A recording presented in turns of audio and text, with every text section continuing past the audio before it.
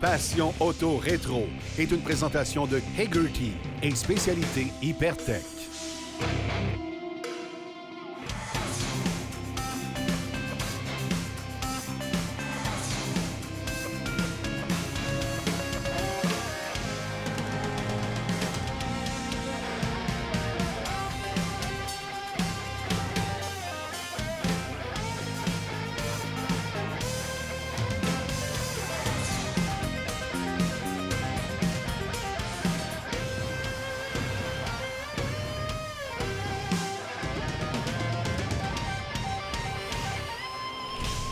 Bonjour à tous, bienvenue à Passion Auto Rétro. Aujourd'hui, c'est de la maison O'Neill à Québec qu'on vous présente l'émission. Cette semaine, je m'entretiens avec M. Michel Savard qui nous présente une belle américaine, une Oldsmobile 1952. Restez là.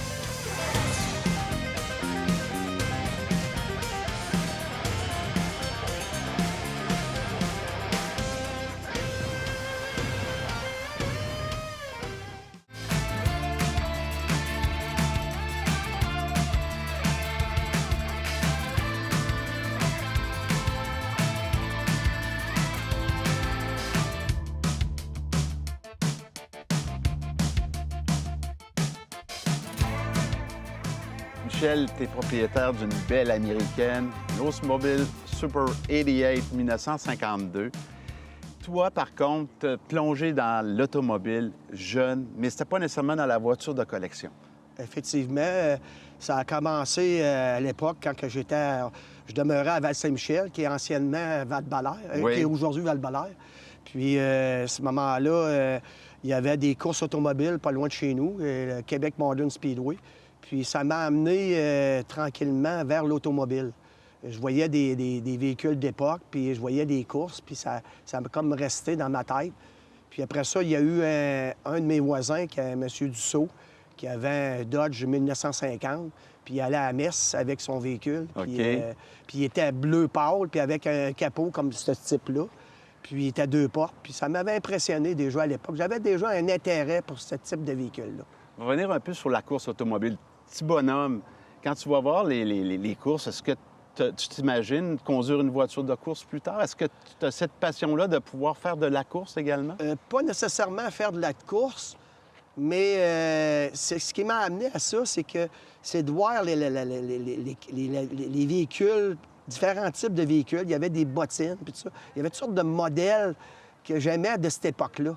Donc, c'est ça qui m'a amené vers ces genres de véhicules-là. Puis, par hasard, je me suis ramassé avec un véhicule qui, c'est un char de course en réalité. OK. Ça a gagné le NASCAR en 1955.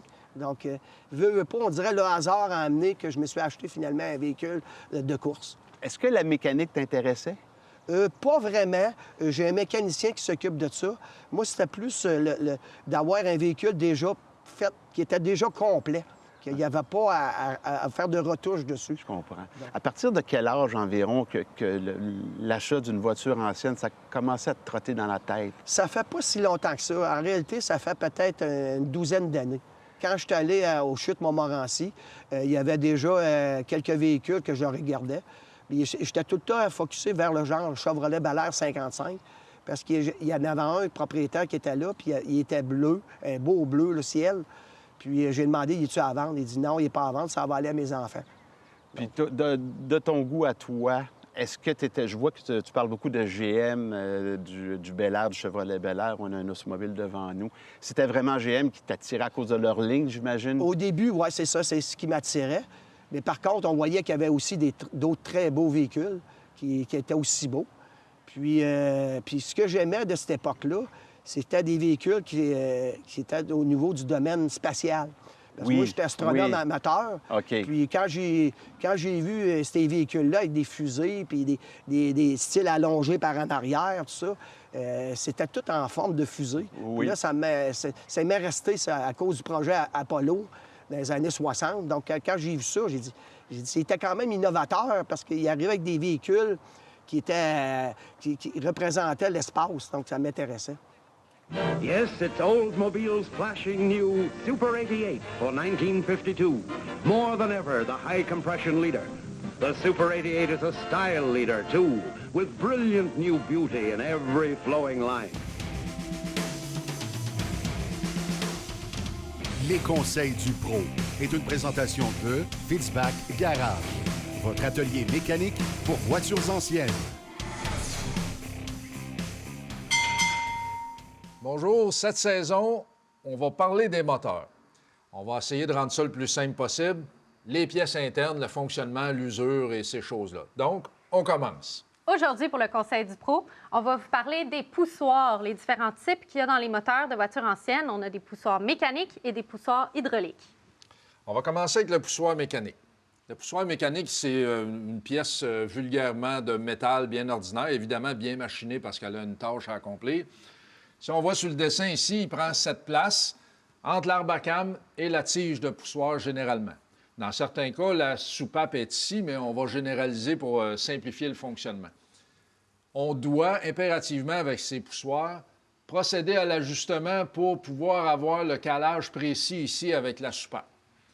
Le poussoir hydraulique, par contre, c'est une vraie belle pièce d'ingénierie qui, elle, est exactement à la même place, elle a la même fonction, mais grâce à l'huile à moteur et sa pression, et le petit trou, là, je l'ai dessiné, mais on le voit bien ici. Grâce à ce petit trou, se remplit à chaque mouvement, rattrape le jeu à chaque mouvement, puis de cette façon, ça rend les moteurs extrêmement silencieux. C'est sans entretien. On peut voir que dans les poussoirs mécaniques, il y a aussi des trous, mais ils n'ont pas la même fonction. Non, exactement. C'est simplement pour la lubrification, pour éviter que la pièce se bloque dans son logement.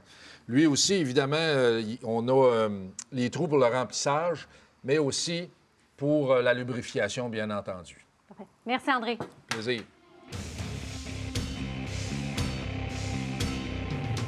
Ce segment est une présentation de Les voitures anciennes du Québec.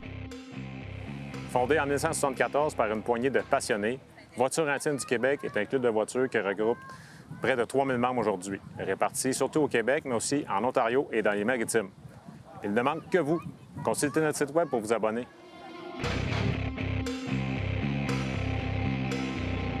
Ce volet modification vous est offert grâce à l'expertise du garage Berthier-Roy, mécanique générale et spécialiste en réusinage de moteurs. Cette année, dans Passion Auto Rétro, on se gâte. On va vivre un projet Resto Mode de A à Z avec Berthier. Bonjour, Berthier. Ça va bien? Oui, ça va très bien. Bon, présente-nous un peu le projet globalement. Globalement, bien, mon client, c'est ça, il a acheté une Trans Am 79, puis son but, c'est de faire une Resto Mode avec, mais une réplique du film Bandit. OK. Dans le film, c'est une 78, fait que là, on part de sa Trans Am, on la démonte toute, on met une nouvelle mécanique dedans, une nouvelle transmission, puis on la remonte pareil comme l'extérieurement comme dans le film, mais tout au goût du jour de A à Z. Là.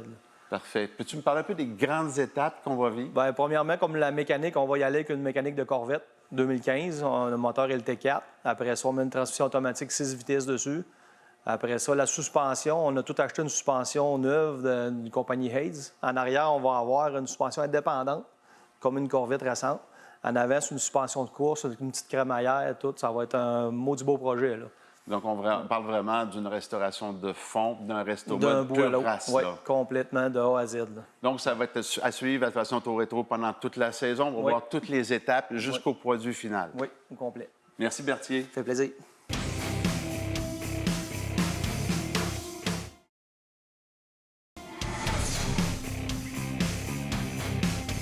Ce conseil de carrosserie vous est présenté par AG Artiste Carrossier, passionné de restauration et de modification esthétique.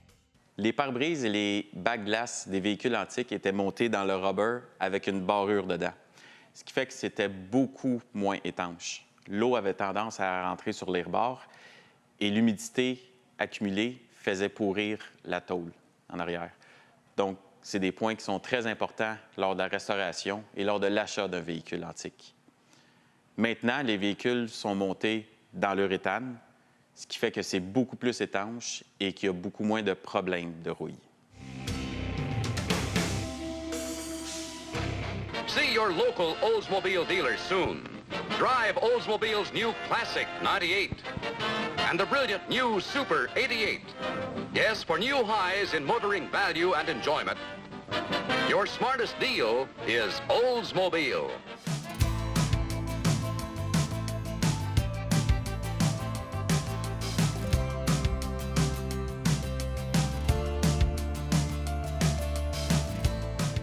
Michel, si tu le veux bien, on va se concentrer sur l'Oldsmobile qu'on a devant nos yeux, ta voiture, une Oldsmobile 1952 Super 88.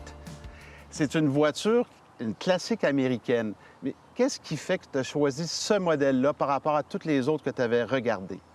Bien, c'est que ce qui est arrivé, c'est qu'à un moment donné, les circonstances ont amené vers ce véhicule-là. C'est que j'avais été au Chute Montmorency, j'avais regardé des différents véhicules, puis je me suis informé, puis à un moment donné, j'ai ramassé une carte de Jean-Guy Sylvain. OK. Puis à partir de ce moment-là, je l'ai contacté. Je ne le connaissais pas, ce monsieur-là. Donc, je l'ai contacté, puis c'est lui-même qui a répondu. Puis j'ai parlé de mes besoins. J'ai dit peut-être un Chevrolet Bel Air ou tout ça. Et il dit, je vais regarder ce Kijiji, puis on va essayer de te trouver de quoi. OK. Puis quelques jours après, il m'a rappelé, il dit, je t'ai trouvé un véhicule qui correspond à ce que tu veux. C'est Jean-Guy Sylvain qui est dans le milieu de l'hôtellerie. C'est aussi un collectionneur d'ailleurs. Exactement. Donc, c'est un pivot un peu dans l'acquisition de la voiture. Exactement. On est allé chercher le véhicule là-bas à Laval. C'était le propriétaire, c'était un monsieur Michel Fagnan. Puis à ce moment-là, lui, le monsieur, il a décidé de le vendre. Il l'a gardé pendant 20 ans. Quand même. Puis à ce moment-là, à cause de la maladie, ça l'a amené de vendre le véhicule. Là, ça va faire une dizaine d'années qu'on a dit à peu près que tu as le véhicule présentement. Exactement. C'est un véhicule que tu conduis à l'occasion l'été ou tu en profites beaucoup, autant que possible? J'essaie, c'est sûr, là, on est toujours esclave de la température. Oui. Donc, à ce moment-là, j'y vais surtout les fins de semaine, quand il fait beau ou il y a des expositions, entre autres. Donc, à ce moment-là, j'en profite pour me promener avec le véhicule. C'est une voiture aussi assez spéciale, dans le sens qu'il y a des photos qui ont été prises où on voit le véhicule dans le showroom avec une photo du concessionnaire de l'époque. Et c'est vraiment cette voiture-là qu'on voit sur la photo. Exactement. J'ai réussi à obtenir ça du côté américain. Donc, à un moment donné, j'ai vu qu'il y avait cette photo-là. J'ai dit, ça me prend absolument cette photo-là. Donc, j'ai procédé à la commande. J'ai eu la photo. Puis on a même ici un petit carton ici. Ça, c'est un carton qui permettait aux gens d'aller visiter une usine de fabrication de voitures. Dans ce cas-ci, c'est Oldsmobile. Exact. Et on a une photo aussi où on voit la chaîne de montage de ce véhicule-là pendant la période où on pouvait la visiter avec la carte ici. Exact. C'est vraiment, mettons, c'est un bon hasard d'avoir toutes ces informations-là en même temps, là. Oui, bien, c'est ce qui arrive. Moi, je suis un gars qui s'intéresse à l'histoire. Donc, je pense que c'est très important d'avoir, oui, un véhicule, mais d'avoir l'historique du véhicule. Tous les petits détails, c'est-à-dire les films d'époque, des photos. Donc, c'est très intéressant. Aussi, je voudrais terminer en parlant de la transmission, qui est quand même la première transmission automatique. Il l'appelait l'Hydra-Matic Drive. Ici, c'est la première compagnie qui a eu les transmissions automatiques, c'est en 1940. C'est Oldsmobile, son précurseur dans ce domaine-là. Puis aussi, en terminant, on a bien sûr, vous avez collectionné le dépliant Oldsmobile avec tous les modèles à l'intérieur. C'est comme neuf. Merci beaucoup. Bien, ça me fait plaisir.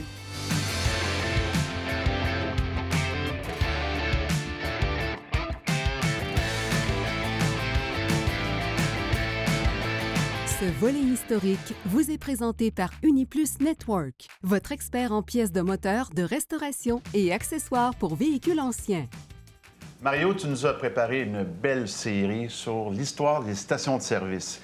Puis, il faut se le dire, une station de service aujourd'hui, ça n'a rien à voir avec le début du siècle. Non, pas du tout. Et pour faire un parallèle un peu pour situer les gens, aujourd'hui, la voiture électrique, les gens se demandent toute la même question depuis le début. À quel endroit je vais arrêter de charger mon véhicule si je pars en voyage? C'est l'inquiétude qu'on a, oui. Bon, bien, dites-vous bien qu'au début de la voiture à essence, le moteur thermique, en 1900, c'était la même question. À quel endroit je vais arrêter pour mettre l'essence si je pars un peu en voyage ou à l'extérieur? Donc, à partir de ce moment-là, il n'y en avait pas de station-service à proprement dit comme on a connu par la suite. Donc, les gens partaient.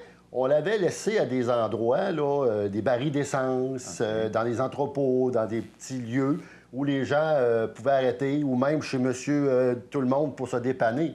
Bon, de fil en aiguille, dans un monde rudimentaire, on a commencé à penser, bon là, à un moment donné, il va falloir qu'on crée quelque chose pour desservir les gens. Donc, une étape importante, en 1905, à Saint-Louis, l'automobile gasoline a vu le jour. Ça, c'était quoi exactement? C'était un endroit où les trains, les wagons-citernes étaient comme plus hauts.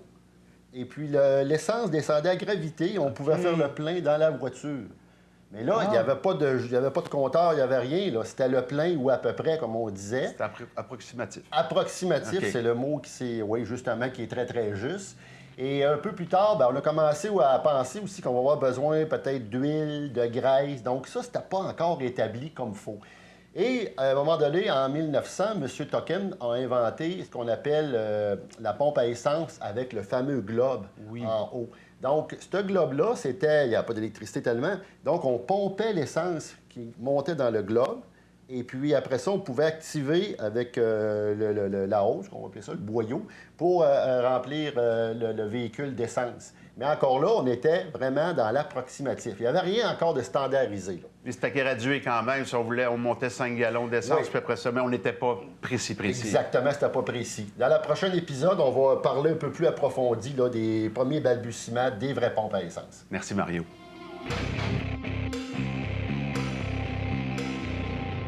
Ce conseil esthétique auto vous est présenté en collaboration avec Rétro-Chic Esthétique, l'art de redonner vie aux véhicules vintage, et par Passion Detailing, produit spécialisé en esthétique auto.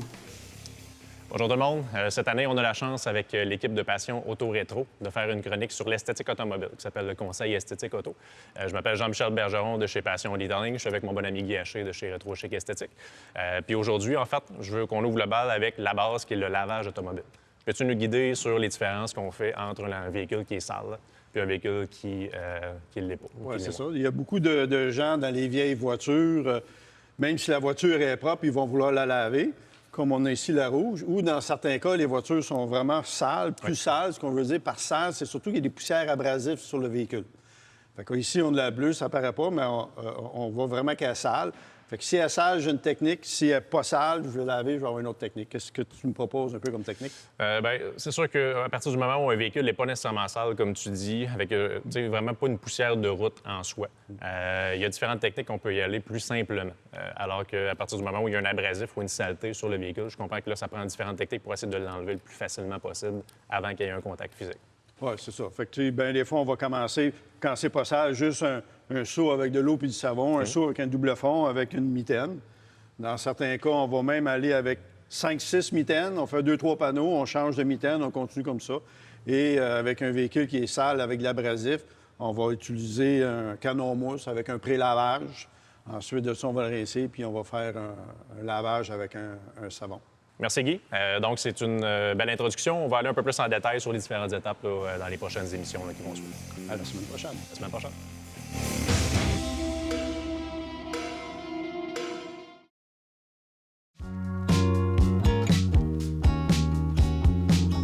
En 1967, la Mercedes-Benz 230 SL s'impose comme une nouvelle référence du luxe sportif européen.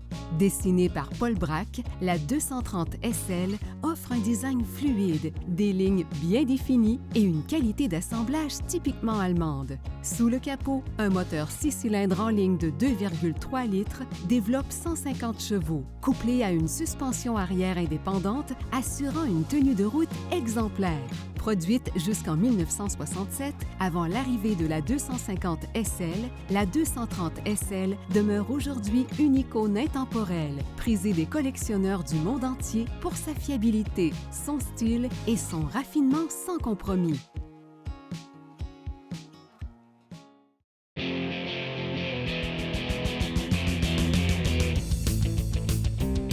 Je suis accompagné de Gilles Allard, le président des Belles Autos d'hier. On est à la 27e édition du Gala des Belles Autos d'hier. Gilles, bonjour. Bonjour, Éric.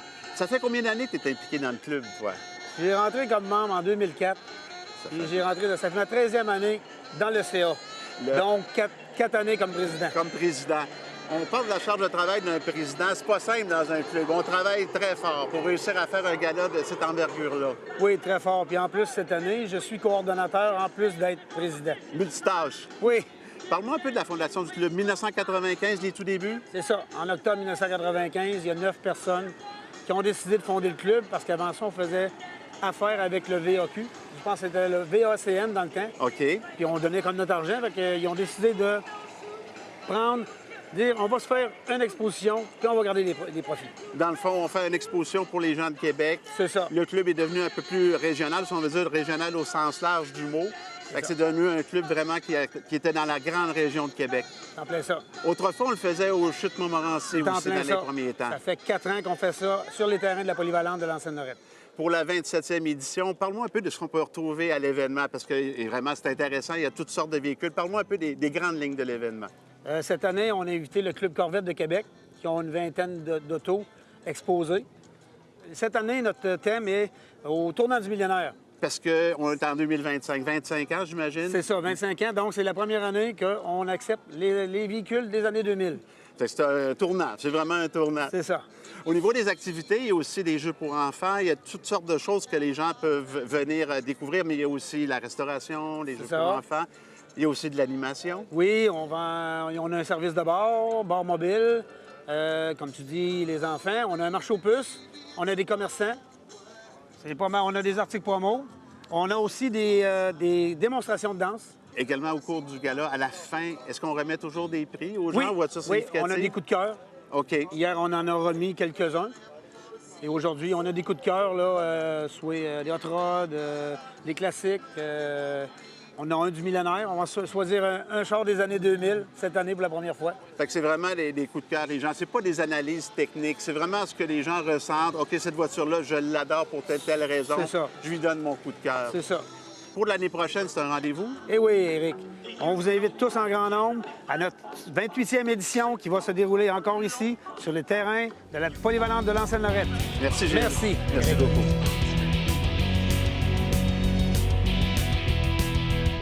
Ce segment vous a été offert par Les Belles Autos d'hier.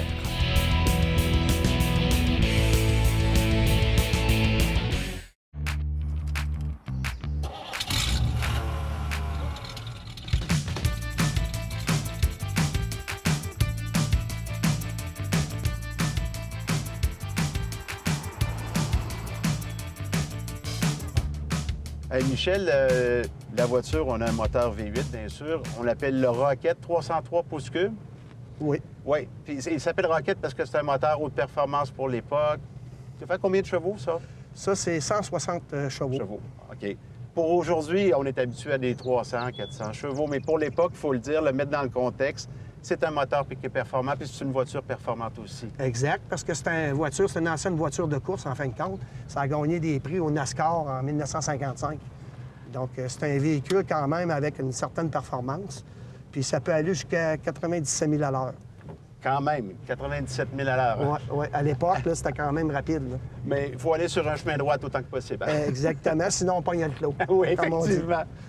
Puis j'aimerais ça qu'on souligne aussi la clientèle cible que visait Oldsmobile à l'époque. C'était le jeune avec une voiture de style sportive, avec une mécanique performante. C'était la voiture des jeunes avec un élément de luxe en plus. Bien, c'est parce qu'on achetait la nouvelle technologie, en fin de compte. C'était la nouvelle technologie de l'époque.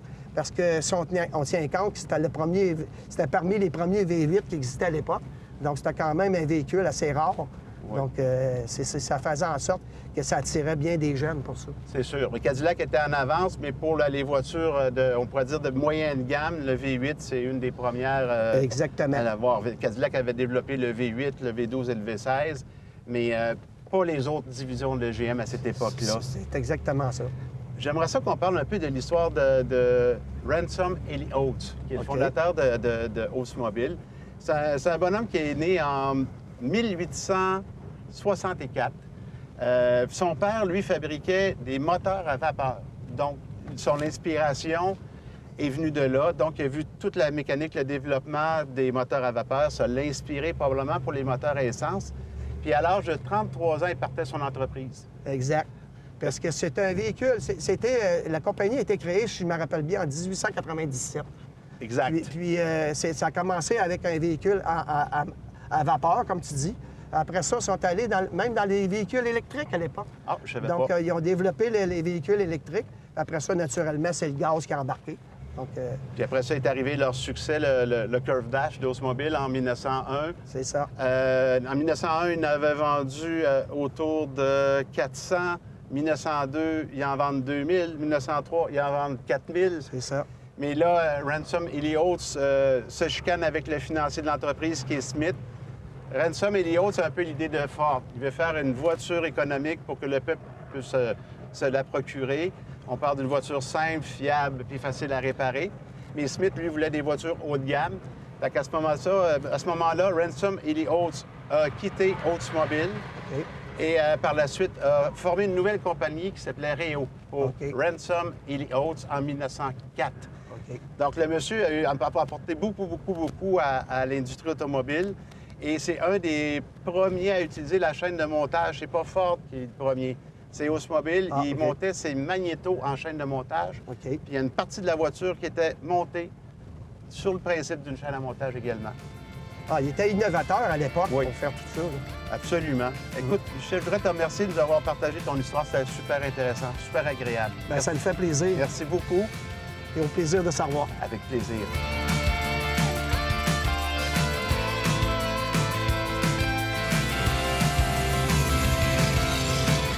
La voiture de la semaine vous a été présentée par Hagerty, assurance de voitures classiques. C'était Éric Fortier et j'espère que vous avez apprécié au nom de toute notre équipe. Je vous souhaite une très bonne semaine et je vous donne un rendez-vous la semaine prochaine pour une autre émission Passion Auto Rétro. Passion Auto Rétro vous a été présentée par V8 Passion et J.A. Larue.